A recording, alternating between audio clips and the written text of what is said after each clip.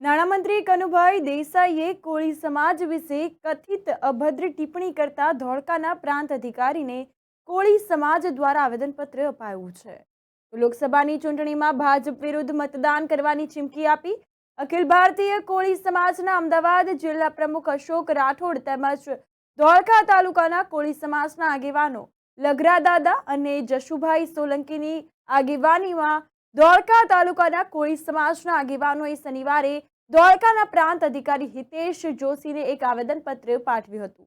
આવેદનપત્રમાં જણાવાયું છે કે ગુજરાત રાજ્યના નાણામંત્રી કનુભાઈ દેસાઈએ ભારતીય જનતા પાર્ટીની ચૂંટણી સભામાં કોળી સમાજ વિશે અભદ્ર ટિપ્પણી કરી હતી અને કોળી સમાજનું અપમાન કર્યું છે. તે બદલ જાહેરમાં માફી માંગવી જોઈએ તેઓએ અને ધારાસભ્ય પદેથી તેમણે રાજીનામું આપવું જોઈએ. આવેદનપત્ર આપતા અગાઉ કોળી સમાજના આગેવાનો તળપદા બોર્ડિંગ ખાતે એકઠા થયા હતા અને ત્યાંથી ધોળકા તાલુકા સેવા સદન બિલ્ડિંગમાં પહોંચ્યા હતા, જ્યાં પ્રાંત અધિકારીને આવેદનપત્ર પાઠવ્યું હતું. ત્યારબાદ મીડિયા સમક્ષ આગેવાનોએ જણાવ્યું હતું કે જો નાણામંત્રી કનુભાઈ દેસાઈ કોળી સમાજની માફી નહીં માંગે તો આગામી ચૂંટણીમાં કોળી સમાજ ભાજપ વિરુદ્ધ મતદાન કરશે.